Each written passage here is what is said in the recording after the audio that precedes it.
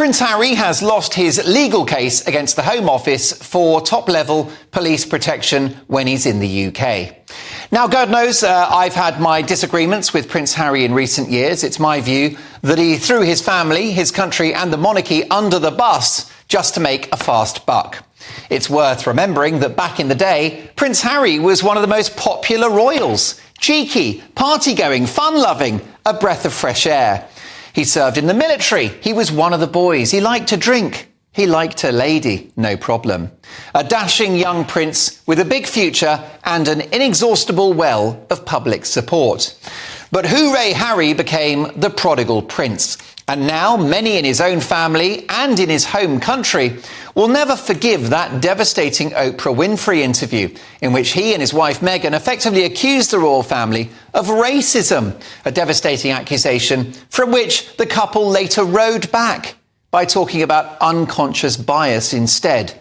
But the damage was done. There was the cringeworthy Netflix series when, in one particular scene, Harry had to sit there whilst his wife Meghan mocked having to curtsy to Queen Elizabeth. At that point, even the prince looked embarrassed to be there.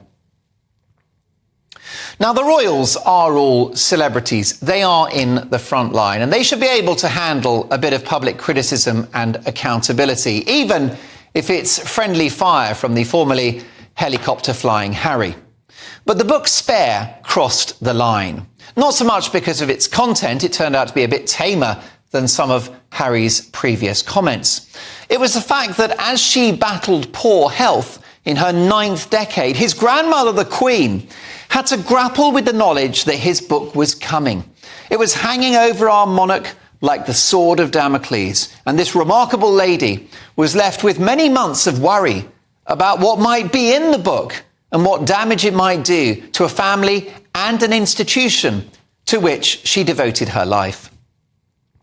Some have said that the Harry drama hastened the Queen's demise.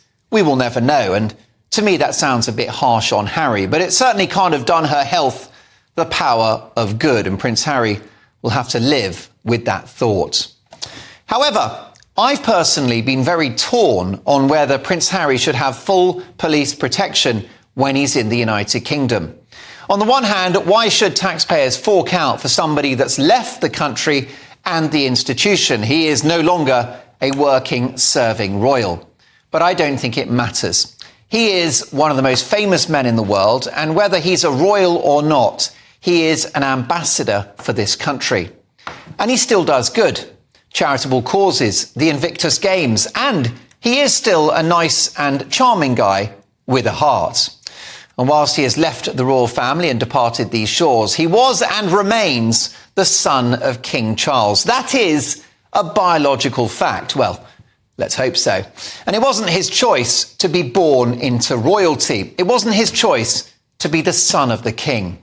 And for that reason, I think he should have equal police protection to his brother William when he is in this country.